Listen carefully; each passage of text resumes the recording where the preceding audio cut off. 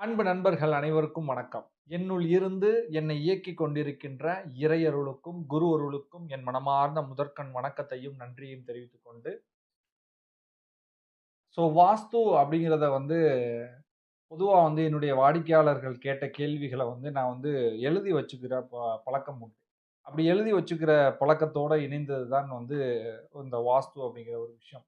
அப்போ நான் எப்படியெல்லாம் வாஸ்து பார்க்கிறேன் அப்படிங்கிற விஷயத்த எல்லாருக்கும் சொல்ல முடியுமா அப்படின்னு கேட்டா, ஒவ்வொரு கிளையண்டுக்கும் ஒவ்வொரு அனுபவங்கள், அவர்களுக்கு தேவையான எளிமையான விஷயங்களை சொல்லி, அதை எப்படி மாற்றிக் கொள்வது அப்படிங்கிற விஷயத்த தான் நான் அடிப்படையில சொல்லிக் குடுக்குறேன்.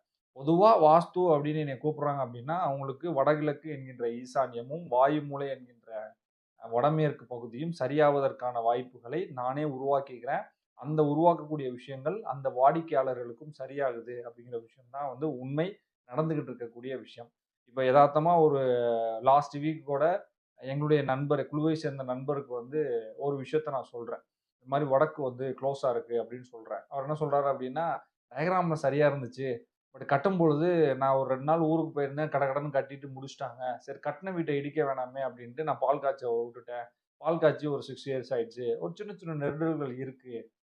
இது கரெக்ட்டு நான் சரி பண்ணிக்கிறேன்" அப்படின்னு சொல்லி முன் அந்த ஈகோ அப்படிங்கிற ஒரு விஷயம் இல்லாமல் அத செய்ததற்கு என் மனமார்ந்த நன்றிகள். வடக்க ஓப்பன் பண்ணதுக்கு என் மனமார்ந்த நன்றிகள். வாஸ்து அப்படின்னா, ஆ நான் பெரிய ஆள், நீ பெரிய ஆள் அப்படிங்கிறத விட்டுட்டு, வாஸ்துப்படி ஒரு வீட சரி செய்யணும். அதற்கு என்ன வழி அப்படிங்கிற விஷயத்த கத்துக்கங்க. அத நீங்க எல்லாருக்கும் எடுத்துட்டு போங்க. இது கர்மாவை தவிர நல்ல விஷயங்கள்லாம் இருக்கு. எடுத்தோனே கர்மா தொழில் அப்படின்னு பார்க்காமல், ஒரு ஆயிரக்கணக்கான, லட்சக்கணக்கான மக்களுடைய வாழ்வாதாரத்தையும், அவர்களுடைய முன்னேற்றத்தையும் ஏற்படுத்தக்கூடிய ஒரு வழி இந்த வாஸ்து அப்படிங்கிற ஒரு விஷயத்துல இருக்குங்கிறத நம்புங்க. இதுல பொதுவா இதுல டவுட் கேட்கிறவங்க பார்த்தீங்கன்னா, வித்தியாசமா கேட்பாங்க. YouTubeல தேடுனா கூட அந்த ஆன்சர் கிடைக்காது.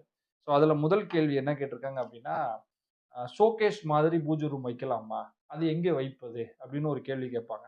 அப்போ பூஜை ரூம் அப்படின்னாலே சின்னதா இருக்கிறது சிறப்பு அப்படிங்கிறத ஏன் சொல்றாங்க அப்படின்னா, வாஸ்து அப்படிங்கிறதே கணவன் மனைவியோட சந்தோஷமாக, மகிழ்ச்சியாக, ஆனந்தமாக டைம் ஸ்பெண்ட் பண்ணக்கூடிய ஒரு இடம் அப்படின்னு பொருள்.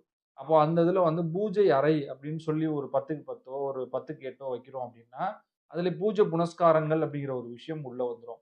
அப்ப அதற்கான டயத்தை ஒதுக்கக்கூடிய சூழ்நிலையில இப்ப இருக்கோமா அப்படின்னு கேட்டா, நிச்சயமாக அது மாரி சூழ்நிலையில மக்கள் இல்லை அப்படிங்கிறது தான் உண்மை. ஏன்னா, வேகமாக ஓடிக்கொண்டிருக்கின்ற வாழ்க்கையில இஎம்ஐ, அடுத்தடுத்து நம்ம வாங்க வேண்டிய இடங்கள், கனவு இல்லங்கள கட்டக்கூடிய கமிட்மெண்ட், பசங்கள படிக்க வைக்க வேண்டிய விஷயங்கள், இது எல்லாமே ஒன்றிணைந்த விஷயமா இருக்கும். பூஜை அறை அப்படின்னு எடுத்துக்கிட்டோம் அப்படின்னா, தென்கிழக்குல வச்சுக்கலாம், வடமேற்குல வச்சுக்கலாம் அப்படின்னு ஜஸ்ட்டா சொல்லுவாங்க.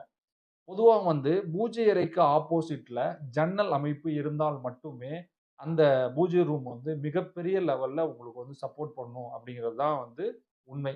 அப்போ பூஜை அறை எங்க இருக்கலாம் அப்படின்னு பார்த்தீங்கன்னா, தென்கிழக்கு ரூம்ல வடமேற்குல வச்சீங்க அப்படின்னா, ஆட்டோமேட்டிக்கா உச்சம் அப்படின்னு சொல்லக்கூடிய இதுல வடகிழக்கு கிழக்குல ஒரு ஜன்னல் இருக்கும். அந்த ஜன்னல் அமைப்பிற்கும் இந்த பூஜை ரூமும் நேர்கோட்டுல இருக்கு அப்படின்னா, அந்த பூஜை ரூமை அமைப்பது மிகப்பெரிய ஒரு மாற்றத்தை கொடுக்கக்கூடிய ஒரு விஷயமா இருக்கும். ஸோ அந்த பூஜை ரூம் சரியா? அப்படின்னு கேட்டா, அதிலயும் ஒரு மைனஸ் உண்டு. அ அது மைனஸ் ஏன் அப்படிங்கிறது வகுப்பு சார்ந்த விஷயம். ஆனால் அதுவும் ஒரு மைனஸ் உண்டு. அதையும் சிறிய லெவல்ல வைக்கும்பொழுது பெரிய பாதிப்புகள் கிடையாது. பெரிய லெவல்ல அதுவுமே ஒரு 5 அடிக்கு 4 அடி பெரிய ஃபோட்டோஸ், பெரிய விக்கிரகங்கள் வச்சோம் அப்படின்னா, அதுவும் ப்ராப்ளம். எவ்வளவுக்கு எவ்வளவு சிறியதாக அந்த பூஜை ரூம் தென்கிழக்கு கிச்சன் ரூம்ல வடமேற்குல இருக்கோ, அது மிகப்பெரிய மாற்றத்தையும், உங்களுக்கான ஏற்றத்தையும் குடுக்கும் அப்படிங்கிற விஷயத்த தெரிஞ்சுக்கங்க. மற்றொரு வீடியோ பதிவுல உங்களை மிக விரைவில் சந்திக்கின்றேன்.